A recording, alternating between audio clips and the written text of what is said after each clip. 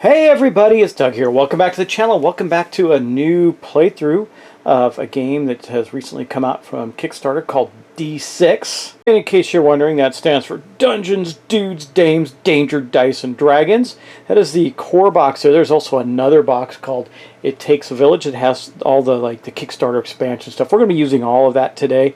Well, most of it. We're not going to use the characters from the Kickstarter, the box, the It Takes a Village expansion, but we're going to be using the base game characters. And I'm going to show you a bunch of cool stuff, so I hope you enjoy this. Let's get going. I have a few more things to do that in the setup because really it's part of the game. But first I want to talk about one of the things I love about Kickstarter and games that come out on Kickstarter is the exceptional ability for companies to overproduce their game. This is one such example, and you'll see that as we go. You can see, well, you can kind of see over here we got fountains and trays full of stuff. There's special card holders. There's tokens. These little potion bottles are super cool. Just the boards are all inset. And one of the things I like about Certifiable games, they have great artwork and a lot of stuff in their games. They also did Who Goes There, which is, I love that game. That is great. Have had a lot of fun with that one as well, and it's again similarly overproduced in this way. I mean, heck, check this out. Instead of giving you just a sheet that says what you can do, they give you these placards like this that sit outside the town and tell you all the different things that you can do. It's pretty cool, and the game itself is really clever and interesting. But we're going to be playing the co-op mode today. We're going to do that with two characters. Now, in the co-op mode, you have something that you have to do very, very differently than just beating each other up, which in collecting the bounties that way and getting points. We have to score a bunch of different creature types. We have to put them on this board. Okay. The crazy thing is we have a very, very limited amount of time to do that.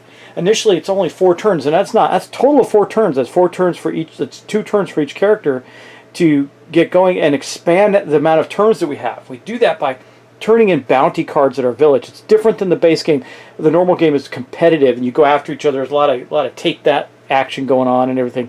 But there's also a lot of parts in the game that's in the setup that you have to do as part of the fun of the game, and that's one of them is creating your character. So I left that for us to do, and we're going to do that and talk about our characters. So I'm going to be playing 2 of them, the Woodling and the Slayer. And they actually have character names and everything, different characters you can put in there.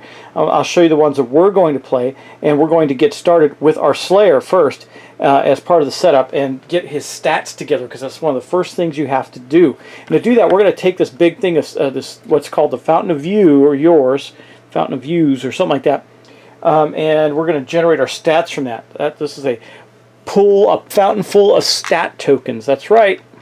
So here we have our Slayer. We have a combination of 2 boards. I'm a little sad that these are warping a little bit, but that's okay. That's easy to fix. But we have 2 boards here. And on these boards, these boards are not necessarily always connected together. The gather boards you have will be different. On a solo game, there's only 1 board you use, but in a cooperative or competitive game, you just basically either pick one or randomize, and they're all slightly different. Just slightly, though. Now, on our characters, though, they are fairly different, or different enough that they have a different stat bonus. They have different abilities here. At least the top 3 are different. The bottom 2 are always the same.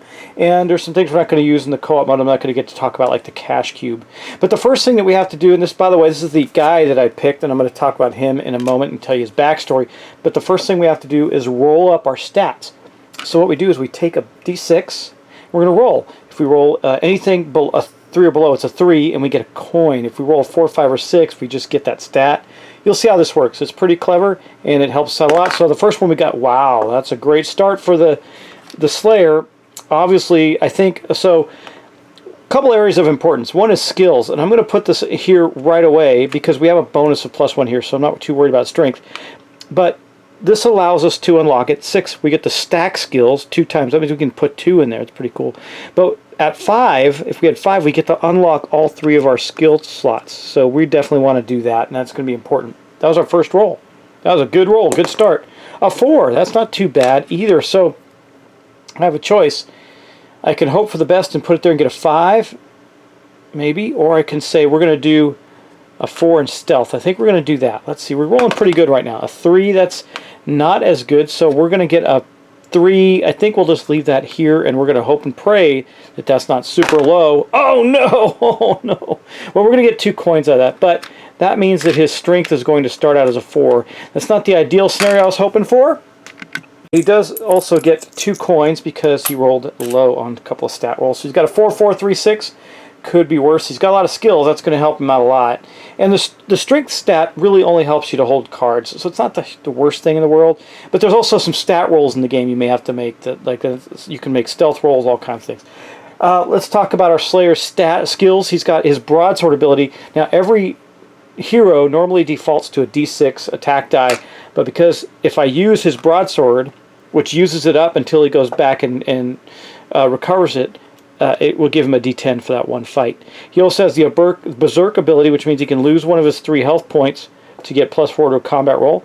He can also use Brute Force, which is just +1 to a combat roll. Then he can swap with heroes. These 2 are the abilities that everybody has. Hero swap and animal handling. While hunting, you can send the hunted monster to another space and hunt again. I mean, you can get, if you don't like what landed in your space, you can use an ability to get rid of it.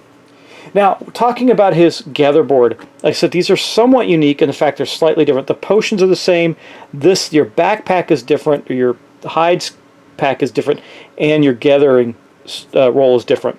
So for him, if he rolls a 1, he gets an advantage card. Those are items and things. Rolls a 2, he gets 2 coins. 3, it's wild. It means he can choose. And 4 is alchemy, which means he gets to take a potion bottle and place it on one of the cool potions. And these potions do a variety of things. Like this says, lure 1 monster in your space. So it's fair monster. You can bring them to you. You got the strict 5, which adds +2 to your combat roll if you drink it. The acupunch, which changes you back into your normal form. So you can flee combat, and it changes you into what they call your chib form. Now you're only rolling a d4, and you're a little puppy, but you got away. But the only way you can change back is by having all those potions. You get the Wingo Flytomus, which takes you back to the village. The Rock of Mages, which allows you to reroll a monster die. And the Grape Jib Juice, which gains you an extra action. And then you get these wild hide slots. And again, the wild hide slots are, you can put anything in there, but these 3 are always specific to that board, and they're different on each board. So he's going to go after certain types of monsters for his specialty hides. Now we are going to talk about our character. Now, there's tons of characters in the book, and they're all the same, really. It's just flavor.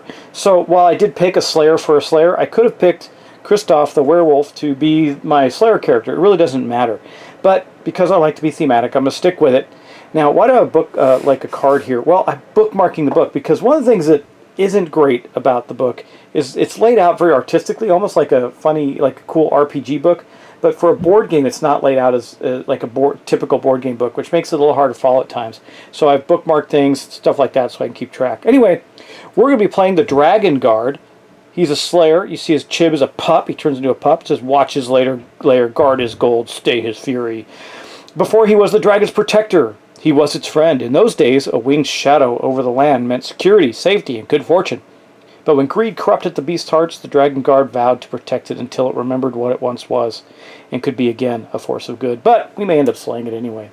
And that is the backstory for our Slayer. And again, it really doesn't matter what character it is, but it's fun, so I'm doing it that way. So we got the dragon, the Dragon Guard, and then our Woodling. Here is our Woodling, and once again, we're going to have to get the Fountain of Yours, so we can roll our stats up for the Woodling, and hopefully, maybe she does just a little better than the Slayer. We'll see. So let's roll the first roll. The first roll is oh well, that was the worst start we could possibly do. A 1, so it's going to be a 3, but she's going to gain a coin for that. And I think for the 3, we'll put that in intelligence. Yeah, we'll see. That could be hurting us putting 3s in there, but we can raise our stats. There's ways to do that. 2. Well, she's off to a really bad start, so that's going to be another 3. Let's put that in our stealth and give her 4. That's not bad. Oh my god, another 1. Wow, so a 3, I think we'll go strength. And she's going to start with a lot of money, but that's not that helpful. And a 6, perfect. Kept it for the skills. That's the important one I like to keep the most in. So there we go. There's our stats. And again, you'll notice that her board over here is slightly different. You can see that 1 is a wild, 2 is coins, advantage card, and alchemy. Same potions. And then on her board, she needs to get some different things. And we'll take a look at that as we play. And now we're going to talk about our character, who is this fine young lady right here. Before we do that, let's cover her skills. So she has a short bow, which means your weapon has a ranged. on your next attack roll. And that combat roll, and what that means is that if you have ranged, it means that the monster doesn't hit you back, basically. And you have friendly terrain +2 to your combat rolls when sharing a space with a terrain. That's good because there's going to be terrain on the board. Rigid Thorns just adds +1 to your combat roll, and the other two are the same, the hero swap and the animal handling. And here we are with Amberlynn, the Queen of Thieves. Her chib is a rat. Yeah, that's great. She's a woodling. She says, I can break your bank, break your heart, or break your skull. Kinda depends on my mood. She learned her lessons a long time ago. You're either a hustler or you get hustled. She won't take advantage of those in need, but she doesn't suffer fools, and she has no qualms about making them suffer. So that's Amberlynn, Queen of Thieves, and we got our Dragon Guard. Those are our two characters that we're going to be playing today in our cooperative game of D6. We're not done with setup yet. You see all this stack of terrain over here. We have trails, dungeons, or graveyards, dungeons, forests, and hills. We got to get them out on the board. And I didn't take everything out. But I did take a couple things out of the It Takes a Village box to add some extra stuff to it. And what we're going to do with that is we're simply going to roll a d10. There's some rules around what can be placed where a little bit. It's pretty light, but we're going to roll a d10 and place this terrain out on the board. You can see that every space is numbered. So the first one, we'll just take them right here. This trail is going to 8. So there's a trail in the Dead Pass. Let's take this graveyard and roll that. That's going to be in a 4. So a 4 is going to be right here in Bryox Land. Then we're going to take this dungeon, and that's going in a 9. That's going up here in the Dread River Swamp. That makes sense that there's a dungeon in the Dread River Swamp. We'll take, let's see, we haven't done a forest. We'll take a forest out, and that's going to be in 3. That's close to home. We're right here in the Amity Fields, so somewhere in the Amity Fields there's also a forest. And then the last thing we haven't put out is a hill, so let's do that next. A 3 against, there's hills and forests in the Amity Field, and which is perfectly acceptable. Now we'll take another dungeon because there's more dungeons than anything else. A 6. 6, there's a dungeon in North Point up here, and then we'll take another dungeon right now. 9, there's going to be a dungeon, 2 dungeons up. That can happen. We can't have 2 dungeons in the swamp. 2 dungeons there.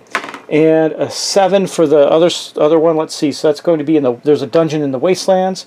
We got another forest to go. A 1. There's going to be a forest in Thick Brush. That makes some sense. Let's do this graveyard. It is going into 4. So in 4 we also have. We can't have 2 graveyards there. We're going to roll again. A 10. So there's a graveyard in Candile Bay. Condile Bay, and then we're going to roll for this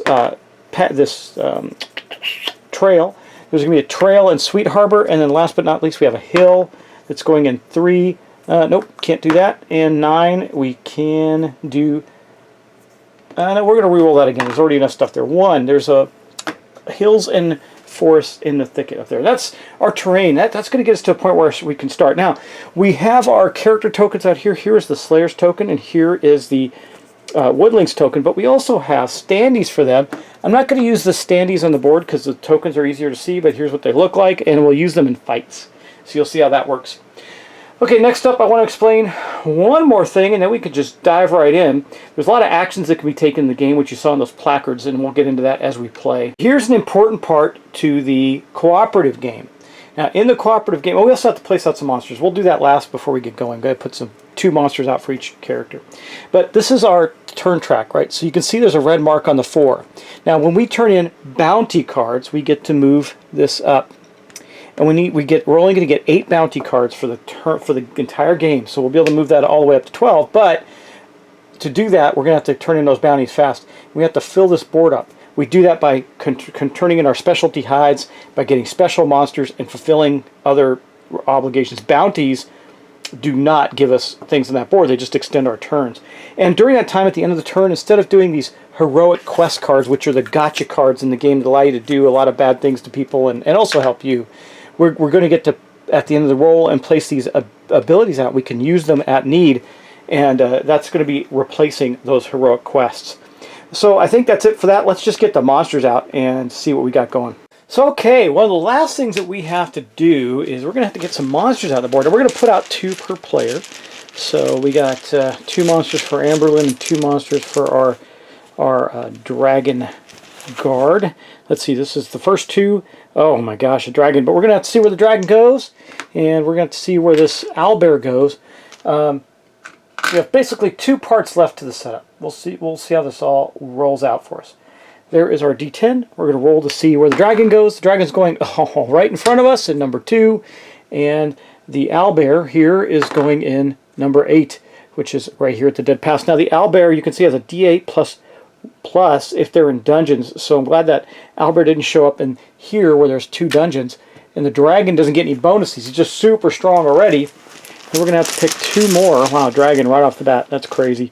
We get a kobold, and that is going to go in number 6. So right over here in North Point. Now, the kobold also does not get a bonus in dungeons. I got to read where he gets a bonus. It's kind of weird looking.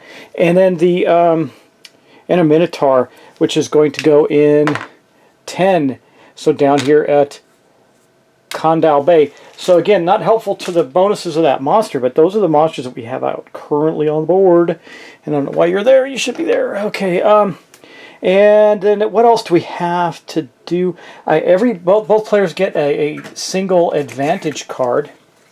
And then we'll get started, right? So let's do that. So our single advantage card. One for Amberlynn. Sacred Slugger, D20, nice. We can go fight that dragon with that, right? And then our Slayer gets this one, Dagger of Accuracy. Well, he gets a free reroll, but it's only worth a D6. That's not very helpful. And that's how we're going to start our game. I don't think, I'm just take a look around. I don't think there's anything else I need to do to set up. I think that's it, guys.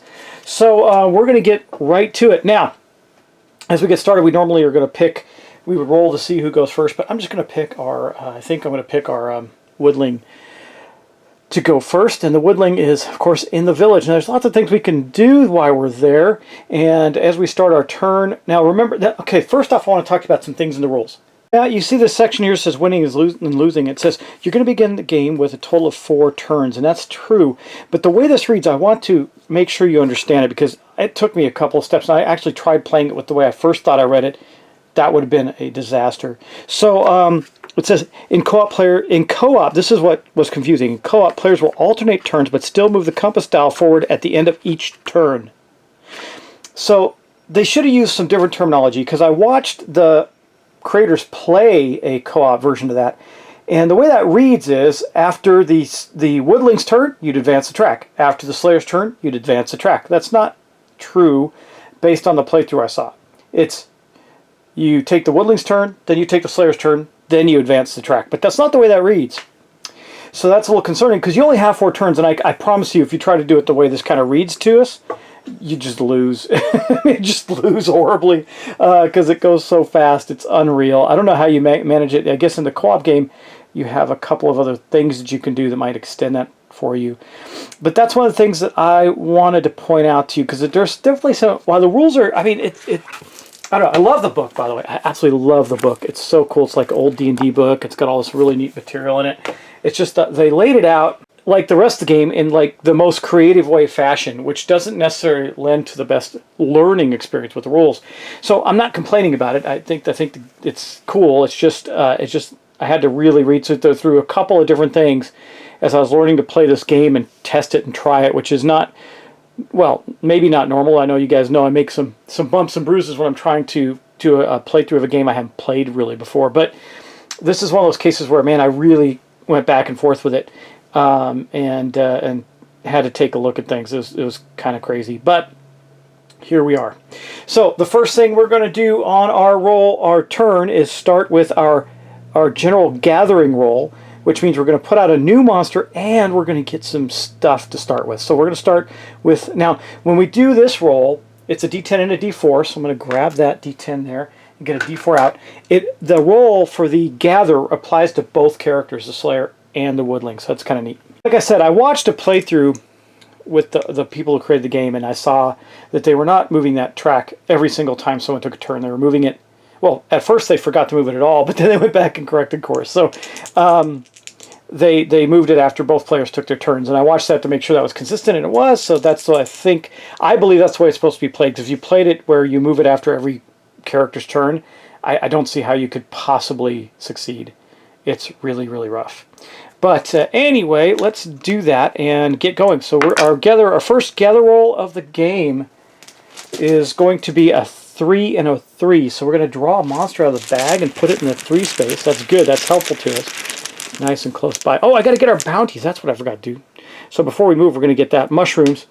Now, in the co-op game, it also says, here's another weird rule writing in the game. And again, maybe they changed some of this as they were doing their playtesting, but it says you draw 8 random bounties, and that's all you get for the entire game. But I still think you only place them out 3 at a time, because that's what I saw him doing. I didn't see him take 8 necessarily, but I did see him place them out just 3 at a time. So we're going to do that. Here's our first one. It's going to be in the wasteland. So we need poisonous creatures in the wasteland. We'll talk about what the creatures do as we deal with them.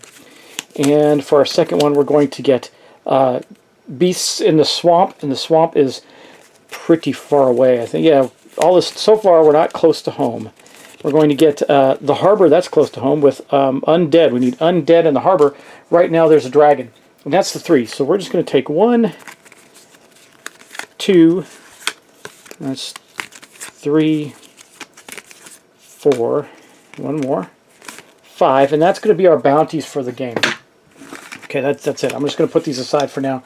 We have the 3 that we can go after. And now let's resolve this. Sorry, take a moment to do that. So we put a poisonous monster in there, and then she rolled a 3. A 3 on her board gives her an advantage card. So she's going to get another advantage card. Let's take those out. Just do a quick boom. What do we get? Paper Shredder. That's nice. I love that. And I love the artwork. It's great.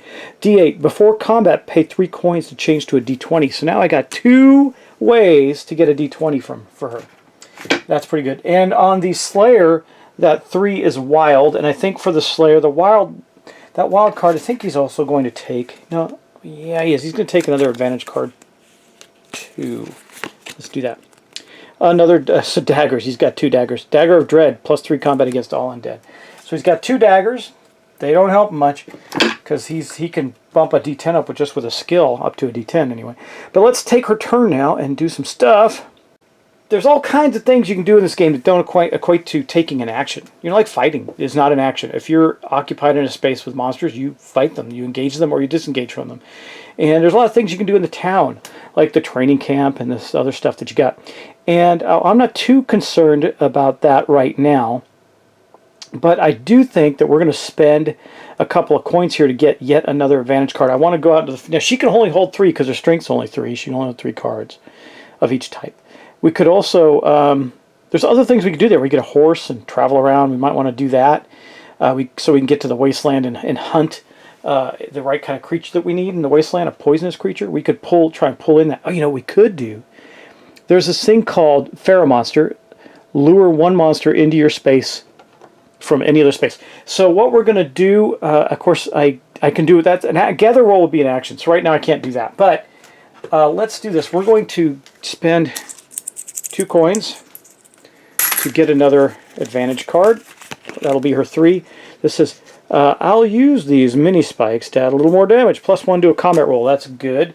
Now remember, she's got individual skills that can do that as well.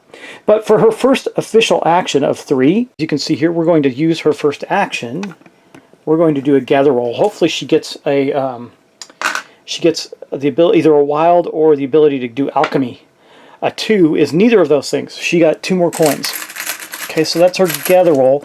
I don't know that she's going to do another one. God, that's really important to get. She'd just go hunt there instead. Gosh, it's already starting off that way. It'd be nice to get a bounty right off the bat, but we can go just hunt in the wastelands. Oh, we have to pass through the place with the dragon, so we'd have to make a stealth roll as well. Well, I could now spend 2 of those coins to go to the training camp and up my stealth stat to 5. I think we're going to do that. So I don't know if you can read it from here, but that thing says training camp. It's up by the village. You see that it costs 2 gold, so we're going to spend 2 more of our gold. We still have 1, but it's not going to help us much. But we're going to take our 4, and we're going to make it a 5. So her stealth is now a 5. That is good, because I think we're going to try and sneak by the dragon and get to the wasteland. Another thing you can do is you can, where is it? Right here. You can rent a horse to add +1 to your movement. These are all things you can do that you don't have to do in the village. You can buy dog mud to just get a reroll, 2 coins. You can buy holy water to get a D12 against undead. That's pretty good for 2 coins. And you can rent a horse for 1 coin. So we're going to spend the last of our coins to rent a horse. Our second action is going to be a movement. Now we're going to move too. We're going to go to here, but we have to stop there and see if we can bypass the dragon. I could just stop there and fight it, but we're not going to do that. We're going to see if we can go by it because we have a mission. And 4. Thankfully we did. We did get by the dragon with the horse, so it didn't get killed on the way over there. We all know that dragons like horse meat, but here we go. Well, we don't all know that, but I assume. Okay, so we go there. As for our third action, we're going to do an action called Hunt. Now, what does that do? That basically allows us to pull a creature from the bag and put it in our space. Now, we're going to have to fight that because I don't have any other actions to get away from it. But that's okay. I'm okay with that. So for our third action, even if we fight it and kill it, it still goes into our board to satisfy all of this stuff that we need. So it's okay. Let's see what we get there. So we're in the wasteland. We're going to draw, hopefully we draw something green. We did not. We drew a werewolf. Oh, D10 plus 1. He's pretty nasty. He gets a bonus. I got to look up his bonus. He does get a bonus for something. I'm going to check that out in the book, and I'll show you that too. Okay, so this is the Know Thy Enemy section. You see we have beasts, rogues, bandits, undead, and poison. Well, this is a beast right here. That's what we're sorry. A rogue. A werewolf in the forest gets +1 in the trails, so we don't have to worry about that +1. It's just a D10 +1. It's still pretty rough. But let's see what we can do against this guy. Because before we end our turn, we're going to engage this puppy. Did you get it? Okay, so let's go, and we're going to pick him up right now. We're going to engage this werewolf. We've got a D10 +1 to fight, and we're going to get ourselves in a battle. Hopefully it's a battle that we can win, but there is us. There is the D10 for the werewolf. There is our D6 that we have right now. But remember, we got stuff, right? We got stuff we can do. And I think that we're going to... I don't have any coins, so I can't upgrade the paper shredder. I love that. But I can do this one right away. So we can do that one. That's going to give us a D20. So forget that. We're going to go all out on this guy. Why not? Just kill it. God, I should save that for the that dragon, but we're going to do it. Now, do I use a skill to get, because he's got +1. Do I want to get a +1 as well, or do I just want to trust ourselves to fate? Let me think. Well, since we got such a big die, I'm going to trust our fate to the dice gods and see what we can do. A 16 versus a 9. The 9 gets a +1. It's a 10. 16, we still slew this werewolf. Now, you flip on the back, you can see what type of beast it is. Now, I could take it as a hide, but I think the way that this plays out is you want to put them on the board until you can't, and then you start taking them as hides that you can turn into other monsters. So I think we're going to take our obviously we're going to take our 2 coins for Amberlynn, the Queen of Thieves, and then we're going to place this on our board right here. See the werewolves right there. We're just going to slot that in there, and we have slain our first critter toward our victory conditions. But we did, unfortunately, burn the sacred slugger. So anyway, that's it for Amberlynn's battle. She did good. She took out the werewolf. That's not what we wanted there. But we're going to have some opportunities to pull something in and fight it otherwise. And she can still now has time to... She could also continue. She has another slot there, so she could purchase another card. I'm just thinking... I want to remember if you can do that. I believe that you can. Purchase the cards outside of the... village. I'm pretty darn sure you can purchase them wherever you want. So I'm kind of flipping through the rules just to see what we could do. The cards, okay, yeah, here we go. Let's see. Those are the bounty cards, quest cards, advantage cards. When can you buy advantage cards? Okay, I guess it doesn't say, so think you can buy them whatever the heck you want then, as long as you have the money. So I think we're going to do that, and someone tell me if I'm wrong about that, but she's going to spend her last 2 coins to get another advantage card because that's valuable. And what do we get? We get critical. Thanks to slippery terrain, the big monster is now a big monster kebab. It just does a critical, which I don't know what that does, so we're going to have to look that up. What does a critical card do? No idea. We're going to have to check it out. Yeah. So what do you call a deer in the forest that can't see? No idea. Get it? Okay, so I'm going to look up, see what critical does. I assume it does exactly what I think it does, but we're going to check, and I'm just going to keep playing. That's the end of her turn anyway. So what we'll do here is we're going to take this cube back. It goes back into her rest slot because she's now done.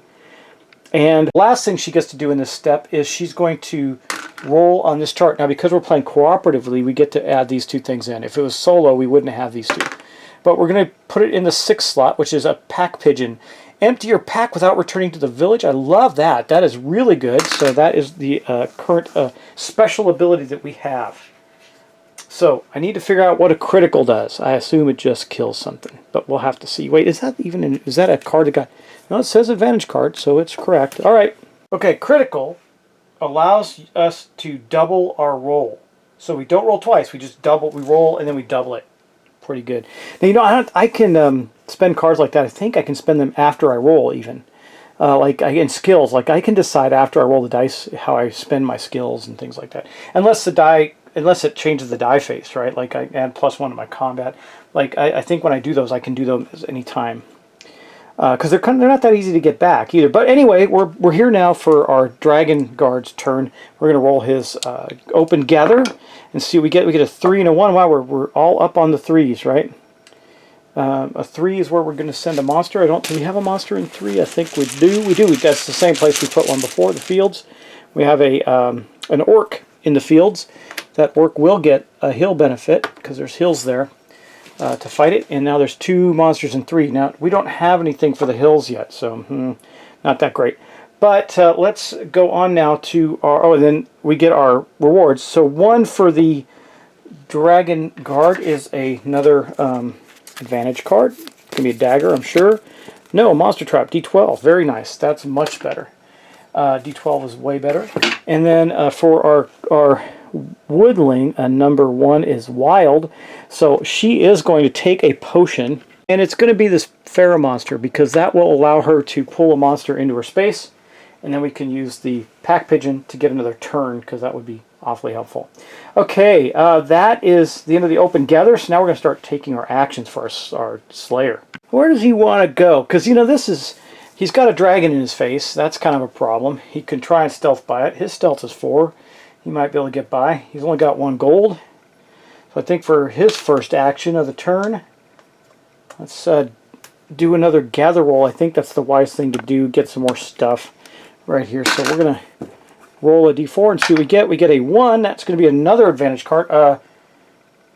Okay, he can hold 4. I was worried he couldn't hold it. That would have been bad. Let's see what he gets here. He gets a Razor Dagger, d4 +3 to combat rolls. These are not... You got all the low dice stuff. Wow. Okay. Now the laser dagger is not... Yeah, you know he's going to be dual wield. Alright, well... Okay, how do we plan this out for him? That wasn't really what I was hoping for. I guess he can head down. We got to get rid of that dragon somehow. But I don't think he's the guy to do it. I mean, his cards... I can get him up to a d12 or a d10. I got a d12 here. None of these daggers don't do any... I mean, look at all these... He's got daggers. Dagger-wielding big giant warrior, and he's got a trap and some daggers. I don't really want to spend another action just having him do that. I could get him down to the fields, but again, that's not going to extend our turns at all. We got the swamp, the harbor, and the wastelands. Those are all over here. I could just get him moving, I suppose. I don't know. Let's okay. For second action, he's going to move. And we are going to try and get a horse and stealth by the dragon. The dragon's a problem for us right now. So let's do that. He's got a stealth of 4. If he fails, he will have to stop and deal with the dragon. Oh, actually, I take it back. No. I kind of screwed up my turn for the Woodling. I moved her 1 too many. This is not a space. I don't think I can move between here. I think I had to go around. Yeah. So actually, a 1-2 would have put her there. We're going to say... We're just gonna say that's okay, but while we did get past, we would have gotten past the dragon. I'm going to, because she spent her gold to do that too, so I'm going to make sure she spends an extra gold or something next turn to compensate, so we don't have to go back and retcon everything. But what he will do then is he's just going to move here. That's going to be his move. He's going to move in the thicket. We don't have anything there, but he's then going to take his third action to hunt, just like she did. That's probably what should have done first. I could just... You know what I can do to salvage this little mess right here is do this. she did that there, not in the Wastelands. That will solve that problem. Because the thing we killed doesn't only he gets a bonus in the trails. There were no trails there, so it wouldn't have changed his die roll at all, the werewolf, and it wouldn't have mattered because we rolled really well. So we'll do that. That will salvage that, and I'm going to take a coin back from her then, because she did not use the horse. So she's got a coin still. All right, now I will then just move him here right now, because we've got to get by that dragon, and then he's going to hunt like I said he was, and see what he gets here.